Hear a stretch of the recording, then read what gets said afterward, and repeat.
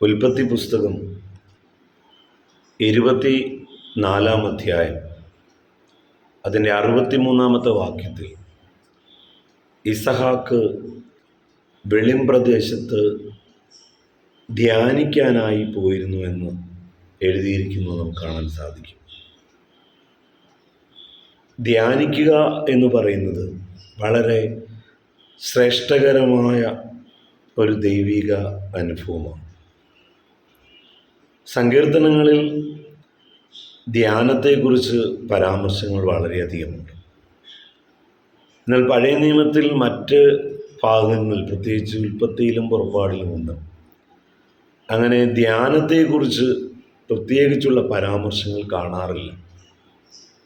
എന്നാൽ ഇസഹാക്കിൻ്റെ ജീവിതത്തിൽ അദ്ദേഹം ധ്യാനിക്കാനായി പുറത്തു പോയിരിക്കുന്നു എന്ന് ഈ പറഞ്ഞ ഭാഗത്തിൽ നമുക്ക് കാണാനായിട്ട് സാധിക്കും. സത്യത്തിൽ ഇസഹാക്ക് ഒരു വലിയ വീട്ടിലെ വലിയ സമ്പാദ്യങ്ങളുടെ ഏക അവകാശിയാണ്. തൻ്റെ പിതാവായ അബ്രാഹാം ആ നാട്ടിലെ ഏറ്റവും വലിയ സമ്പന്നന്മാരിൽ ഒരാളാണ്. പക്ഷേ തൻ്റെ മാതാവിൻ്റെ മരണശേഷം ഇസഹാക്ക് ഒറ്റപ്പെട്ടവനായി ജീവിക്കുകയാണ്. പ്രായം കൊണ്ട് തൻ്റെ പിതാവും താനും തമ്മിൽ വലിയ വയസ്സിൻ്റെ വ്യത്യാസമുണ്ട്. അദ്ദേഹത്തിന് 100 വയസ്സുള്ളപ്പോഴാണ് ഇസഹാക്ക് ജനിക്കുന്നത്. അപ്പോൾ ഏതാണ്ട് 1 നൂറ്റാണ്ടിൻ്റെ വ്യത്യാസം ആ പിതാവും മകനും തമ്മിലുണ്ട്. അമ്മയുമായിട്ടും ഏതാണ്ട് അത്രയും ഒരു പ്രായവ്യത്യാസം ഉണ്ടെങ്കിലും അമ്മയെന്ന നിലയിൽ കുറച്ചും കൂടെ അടുപ്പം ഇസഹാക്കിന് സാറയുമായിട്ടുണ്ടായിരുന്നിരിക്കണം. ആയതിനാൽ സാറയുടെ മരണത്തിന് ശേഷം ആ വലിയ വീട്ടിൽ ഒറ്റപ്പെട്ടവനെ പോലെ ഇസഹാക്ക് കാണപ്പെടുകയാണ്. ഒരുപക്ഷെ അതുകൊണ്ടുകൂടി ആയിരിക്കണം ഇസഹാക്കിന് വേഗത്തിലൊരു വിവാഹം നടക്കണമെന്നുള്ള താല്പര്യം അബ്രാഹാമിനുണ്ടാകുന്നത്. അങ്ങനെയാണ് തൻ്റെ കാര്യസ്ഥനായിരിക്കുന്ന എലയാസറിനെ വിളിച്ച് സത്യം ചെയ്യിപ്പിച്ച് തൻ്റെ പിതൃനഗരത്തിലേക്ക് ഇസഹാക്കിനൊരു വധുവിനെ അല്ലെങ്കിൽ ഒരു ജീവിത പങ്കാളിയെ കൊണ്ടുവരണം എന്ന് പറഞ്ഞ് അയക്കുന്നു. എന്നാൽ നാളുകൾ പലതായിട്ടും ഇസഹാക്കിൻ്റെ ജീവിത പങ്കാളിയുമായിട്ട് എലയാസർ വരാതിരിക്കുമ്പോൾ, അല്ലെങ്കിൽ ആ കാലത്ത് കാൽനടയായും ഒട്ടകപ്പുറത്തുമൊക്കെ ആയിട്ട് യാത്രയും ചെയ്ത് വളരെ വിദൂര ദിക്കുകളിലൊക്കെ പോയി മടങ്ങി വരാൻ വളരെ സമയം വേണ്ടി വരുന്ന ആ കാലഘട്ടത്തിൽ എലയാസർ വരാൻ താമസിച്ചിരിക്കണം. പക്ഷേ ഇസഹാക്കിൻ്റെ ഉള്ളിൽ തൻ്റെ ജീവിത പങ്കാളിയെക്കുറിച്ചുള്ള സ്വപ്നങ്ങളും അവൾ എങ്ങനെയായിരിക്കും, എന്നായിരിക്കും ആ സഹോദരി അല്ലെങ്കിൽ ആ സ്ത്രീ അല്ലെങ്കിൽ ആ യുവതി, ആ പെൺകുട്ടി തൻ്റെ ജീവിതത്തിലേക്ക് എത്തുന്നത് എന്നുള്ള ചിന്ത തന്നെ വല്ലാതെ ഭാരപ്പെടുത്തിയിരിക്കണം, അല്ലെങ്കിൽ ആശങ്കപ്പെടുത്തിയിരിക്കണം. എങ്ങനെയുള്ളവളായിരിക്കും, എന്നായിരിക്കും അവൾ കടന്നു വരുന്നത്, എന്നെങ്കിലും അത് വരുമോ എന്നൊക്കെയുള്ള ചിന്ത അദ്ദേഹത്തിന് ഉണ്ടായിരുന്നിരിക്കണം. അദ്ദേഹം അതിന് കണ്ട ഒരു പരിഹാരം ദൈവത്തോടൊന്ന് സംസാരിക്കും. ദൈവത്തോടൊന്ന് സംസാരിക്കാനായിട്ട് അദ്ദേഹം തൻ്റെ വീടിനകത്ത് അല്ലെങ്കിൽ വീടിൻ്റെ ചുറ്റുപാടിൽ എവിടെയെങ്കിലും ഇരുന്ന് ദൈവത്തോട് സംസാരിക്കാമെന്നല്ല അദ്ദേഹം ചിന്തിക്കുന്നത്. അദ്ദേഹം വെളിമ്പ്രദേശത്തേക്ക് പോയി എന്നാണ് നമ്മളവിടെ കാണുന്നത്. ഉൽപ്പത്തി 24:63. കാരണം ആരും ഇല്ലാത്ത ഒരു സ്ഥലത്ത്, വളരെ വിജനമായ ഒരു സ്ഥലത്ത് താനും തൻ്റെ ദൈവവുമായിട്ട് മാത്രം സംസാരിക്കാൻ പറ്റുന്ന ഒരിടം, അതാണ് ഇസഹാക്ക് കൊതിക്കുന്നത്. മാത്രമല്ല, ദൈവത്തെ അങ്ങനെ നേരിട്ട് മുന്നിൽ നിന്ന് കാണാമെന്നുള്ള പ്രതീക്ഷയൊന്നും അദ്ദേഹത്തിനില്ല. ധ്യാനിക്കുകയാണ് അദ്ദേഹം. ധ്യാനിക്കുക എന്ന് പറയുമ്പോൾ എന്താ? ദൈവത്തിനെ പറ്റി ചിന്തിക്കുകയാണ്. പ്രാക്ടിക്കലായിട്ടുള്ള ഒരു ആത്മീക അനുഭവം കൂടിയാണിത്. ദൈവം അങ്ങനെ നേരിട്ട് അങ്ങനെ പ്രത്യക്ഷപ്പെടാറില്ല. അഥവാ ദൈവം ആ നിലയിൽ, ശരിയായ നിലയിൽ പ്രത്യക്ഷപ്പെട്ടാൽ മനുഷ്യന് ദൈവത്തെ കാണാനും പറ്റില്ല. അതിനെപ്പറ്റിയും ഇസഹാക്കിന് ബോധ്യമുണ്ടായിരുന്നിരിക്കണം. അപ്പോൾ ആയതുകൊണ്ട് തന്നെ ഏതെങ്കിലും ഒഴിഞ്ഞ സ്ഥലത്ത് അല്ലെങ്കിൽ ഒരു വിജനമായ ഒരിടത്തിൽ ദൈവത്തെക്കുറിച്ച് ചിന്തിച്ച് ദൈവവുമായിട്ട് ഹൃദയം കൈമാറുന്ന, അല്ലെങ്കിൽ ഉള്ളിൽ ദൈവത്തെപ്പറ്റി ചിന്തിച്ച് ദൈവത്തോട് ചില സംശയങ്ങളൊക്കെ മനസ്സുകൊണ്ട് ചോദിച്ച് മനസ്സിൽ തന്നെ ദൈവത്തിൻ്റെ മറുപടികൾ, അതേ പരിശുദ്ധാത്മാവിനെ പറ്റിയൊന്നും ഒരുപക്ഷെ ഇസ്ഹാക്കിന് ആ നിലയിലുള്ള ബോധ്യമൊന്നുമുള്ള ആയിരുന്നില്ല അത്. പക്ഷേ ആ പൂർവ്വപിതാവിൻ്റെ ജീവിതത്തിൽ അദ്ദേഹം അത് പഠിച്ചിരുന്നു. താൻ ദൈവത്തോട് സംസാരിക്കുന്നു, വാക്കുകൊണ്ടല്ല, ചിന്തകളിലൂടെ. അപ്പോൾ അങ്ങനെ ചിന്തകൾ അങ്ങോട്ട് അയക്കുമ്പോൾ ചിന്തകളായിട്ട് തന്നെ ദൈവം മറുപടി നൽകുന്നു. അതൊക്കെയാണ് ധ്യാനത്തിൻ്റെ അനുഭവം. അത് ശബ്ദങ്ങൾ അതിനൊരു പരിമിതിയാണ്, ആളുകൾ അതിനൊരു പരിമിതിയാണ്. അതുകൊണ്ടാണ് അദ്ദേഹം ഒരു വെളിമ്പ്രദേശം, ആരുമില്ലാത്തൊരിടം, തൻ്റെ വീട്ടിൽ നിന്ന് വളരെ മാറി ഒരു സ്ഥലം അതിനായി കണ്ടെത്തുന്നത്. എന്നാൽ നാം അവിടെ വായിക്കുന്നത് ഇസഹാക്ക് വെളിമ്പ്രദേശത്ത് ധ്യാനിക്കാൻ പോയിരിക്കുകയായിരുന്നു. തുടർന്ന് നമ്മൾ കാണുന്നത് അദ്ദേഹം തലപൊക്കി നോക്കിയപ്പോൾ, അതായത് ധ്യാനം കഴിഞ്ഞിരുന്നു എന്ന് തന്നെ നാം മനസ്സിലാക്കണം. ധ്യാനം കഴിഞ്ഞ ഇസഹാക്ക് തലപൊക്കി നോക്കുമ്പോൾ താൻ കാണുന്നത് ദൂരെ ഒട്ടകങ്ങൾ വരികയാണ്, വളരെ ദൂരത്ത് നിന്ന്. തീർച്ചയായും അദ്ദേഹത്തിന് അറിയാം, ഇത്ര ദൂരത്ത് നിന്ന് വരുന്ന ഈ ഒട്ടകങ്ങൾ തന്നെ അല്ലെങ്കിൽ തൻ്റെ വീടിനെ ലക്ഷ്യമാക്കി വരുന്ന ഒട്ടകങ്ങളാണ്. അല്ലെങ്കിൽ ഏലയാസർ അതിൻ്റെ മുന്നിൽ നടക്കുന്നത് തനിക്ക് മനസ്സിലായിരുന്നിരിക്കണം. അപ്പോൾ ഇതിൻ്റെ അർത്ഥം എന്താ?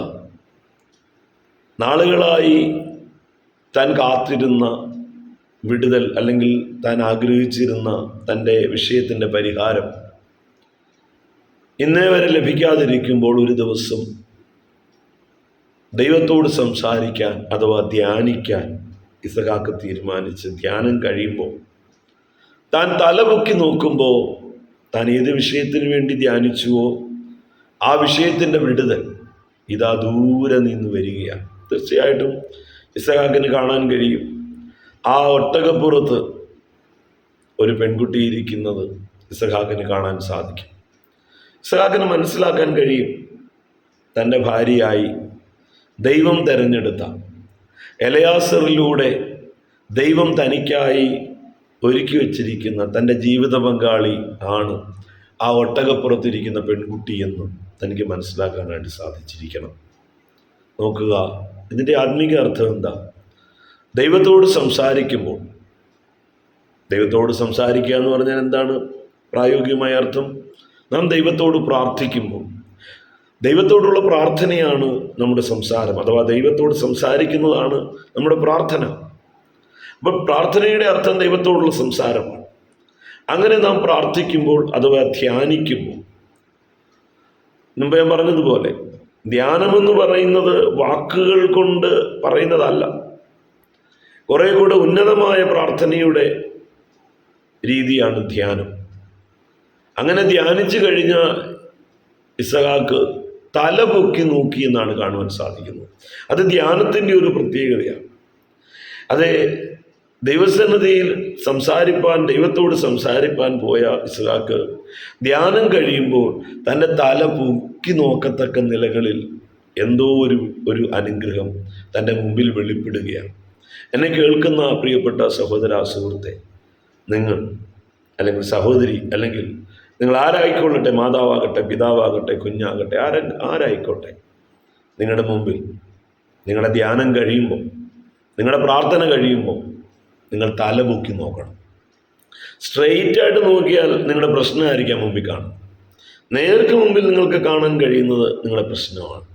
പക്ഷേ നിങ്ങളുടെ കണ്ണുകൾ ഉയരം നിൽക്കട്ടെ, കുറച്ചും കൂടെ ഉന്നതമായ ആംഗിളിൽ, കുറേ കൂടെ ഉയർന്ന വീക്ഷണകോണിൽ നിങ്ങൾ സാഹചര്യത്തെ കാണുമ്പോൾ ഇന്നലെ കണ്ടതല്ല, ഇത്തിരി മുമ്പ് കണ്ടതല്ല, ഇത്തിരി മുമ്പ് ധ്യാനിക്കാനിരുന്നപ്പോൾ കണ്ടതല്ല നിങ്ങൾക്ക് കാണാൻ പോകുന്നത്, നിങ്ങൾ കാണാനായിട്ട് പോകുന്നത്. നോക്കുക, ഇസ്ഹാക്ക് അദ്ദേഹം ധ്യാനം കഴിഞ്ഞ് നോക്കുമ്പോൾ തലപൊക്കിയാണ് നോക്കുക. നിങ്ങൾ പ്രാർത്ഥിച്ചു കഴിയുമ്പോൾ ഏത് വിഷയത്തിലായിക്കൊള്ളട്ടെ, നിങ്ങൾ ദൈവസന്നിധിയിൽ ധ്യാനിച്ച് കഴിയുമ്പോൾ, ദൈവവുമായിട്ട് സംസാരിച്ച് കഴിയുമ്പോൾ, നിങ്ങളുടെ വീക്ഷണം കുറച്ചും കൂടെ ഉയർന്ന തലത്തിലേക്ക് പോകട്ടെ. ദൈവം എനിക്ക് വേണ്ടി ചിലത് ചെയ്യും, ദൈവം എനിക്ക് വേണ്ടി ചില അത്ഭുതങ്ങൾ ചെയ്തിരിക്കും നിശ്ചയം. നിങ്ങൾ നിങ്ങളുടെ മനസ്സിനോട് പറഞ്ഞ് നിങ്ങളുടെ കണ്ണുകൾ ഉയർന്ന വീക്ഷണകോണിൽ നോക്കുന്നെങ്കിൽ, ഉന്നതഗിരിയിലേക്ക് നോക്കുന്നെങ്കിൽ, ഉയർന്നു പറക്കാനായി നിങ്ങൾ ചിന്തിക്കുന്നെങ്കിൽ, നിങ്ങൾ കാക്കയെ പോലെ താണു പറക്കാതെ കഴുകനെ പോലെ ഉയർന്നു പറക്കുകയാണെങ്കിൽ, ആരും കാണാത്തത്, ആർക്കും കാണാൻ കഴിയാത്തത് നിങ്ങൾക്ക് കാണുവാനായിട്ട് സാധിക്കും. ഇസഹാക്കിനത് കാണുവാൻ കഴിഞ്ഞു. തൻ്റെ ധ്യാനം കഴിഞ്ഞ് താൻ തല പൂക്കുമ്പോൾ നാളുകളായി കാത്തിരുന്ന വിടുതൽ തന്നെ സമീപിക്കുന്നത് കാണാൻ സാധിക്കുന്നു. ദൂരെ നിന്നാണ് ഒട്ടകങ്ങൾ വരുന്നത്. പക്ഷേ താൻ ആ കണ്ണുകൾ അങ്ങനെ നോക്കിക്കൊണ്ടിരിക്കുമ്പോൾ ആ ദൂരെ നിന്നുള്ള ആ ഒട്ടകങ്ങളുടെ വരവ് അടുത്തടുത്തടുത്ത് വരികയാണ്. കുറേ കൂടെ അത് തെളിച്ചം വരികയാണ്. കുറേ കൂടെ കാര്യങ്ങൾ ക്ലിയർ ആവുകയാണ്. മെല്ലെ മെല്ലെ താൻ മനസ്സിലാക്കും ആ ഒട്ടകങ്ങളുടെ പുറത്ത് ഒരു പെൺകുട്ടിയുണ്ടെന്നും, അത് ചില മിനിറ്റുകൾ കഴിയുമ്പോൾ ആ പെൺകുട്ടി ഇസഹാക്കിനെ കണ്ട് താഴെ ഇറങ്ങി, ആ ഒട്ടകപ്പുറത്തുനിന്ന് താഴെ ഇറങ്ങുന്നതും മൂടുപടമിടി അണിയുന്നതും ഒക്കെ കാണുമ്പോൾ താൻ നാളുകളായി കാത്തിരുന്ന തൻ്റെ ജീവിത പങ്കാളിയാണ് തന്നെ സമീപിക്കുന്നതെന്ന് ഇസ്ഹാക്കിന് മനസ്സിലായെങ്കിൽ, ദൈവത്തോട് പ്രാർത്ഥിക്കുന്ന, ദൈവസന്നിധിയിൽ ആരാധിക്കുന്ന, ദൈവത്തോട് അടുത്ത് ചെല്ലുന്ന എല്ലാവർക്കും അത്തരത്തിലുള്ള ചിലത് ദൈവത്തിൽ നിന്നും പ്രാപിക്കാനായിട്ട് സാധിക്കും. അത് ജീവിത പങ്കാളി എന്ന നിലയിൽ മാത്രമല്ല, ഏത് വിഷയത്തിന് വേണ്ടിയാണോ നിങ്ങൾ പ്രാർത്ഥിച്ചത് ആ വിഷയത്തിൻ്റെ വിടുതൽ ധ്യാനം കഴിയുമ്പോൾ, പ്രാർത്ഥന കഴിയുമ്പോൾ കണ്ണുകൾ ഉയർത്തി നോക്കുന്നെങ്കിൽ നിങ്ങൾ കാണാൻ സാധിക്കും. നിങ്ങൾ കണ്ണുകൾ താഴ്ത്തിയാണ് നോക്കുന്നതെങ്കിൽ, സ്ട്രെയിറ്റ് മാത്രമാണ് നോക്കുന്നതെങ്കിൽ, താഴേക്ക് മാത്രമാണ് നോക്കുന്നതെങ്കിൽ ആ പ്രശ്നങ്ങളും നിങ്ങളുടെ ആ പഴയ പ്രതിസന്ധികളും ഒക്കെ അതുപോലെ കാണാൻ സാധിക്കും. പക്ഷേ ധ്യാനത്തിന് ശേഷം, പ്രാർത്ഥനയ്ക്ക് ശേഷം, ദൈവത്തിൻ്റെ സംസാരം കേട്ടതിന് ശേഷം, ദൈവമായിട്ടൊരു ബന്ധമുണ്ടായതിനു ശേഷം നിങ്ങൾ തല പൊക്കുമ്പോൾ നിങ്ങളുടെ വിടുതൽ ദൂരെ നിന്ന്, ചിലപ്പോൾ ഇത്തിരി അവ്യക്തമായിട്ടാണെങ്കിലും അതിൽ തന്നെ നോക്കിക്കൊണ്ടിരിക്കുക, അത് അടുത്ത് വരുന്ന കാണാൻ സാധിക്കും. 32-ാം സങ്കീർത്തനം 3-ാം വാക്യത്തിൽ ഇങ്ങനെയാണ് നമ്മൾ വായിക്കുന്നത്: ഞാൻ മിണ്ടാതിരുന്നപ്പോൾ നിത്യമായ ഞരക്കത്താൽ എൻ്റെ അസ്ഥികൾ ക്ഷയിച്ചു പോയി. മിണ്ടാതിരിക്കണോ ഞാൻ എന്താ പ്രാർത്ഥിക്കാതിരുന്നപ്പോൾ, ദൈവമായുള്ള കോണ്ടാക്റ്റ് അതിൽ നിന്ന് മാറിപ്പോയപ്പോൾ, ദൈവമായുള്ള കണക്ഷൻസ് കുറഞ്ഞപ്പോൾ ഞരങ്ങിക്കൊണ്ടിരുന്നു, അസ്ഥി ക്ഷയിച്ചു. എല്ലാം തകർച്ചയും തളർച്ചയും മാത്രം, നെഗറ്റീവ് വാക്കുകൾ മാത്രം.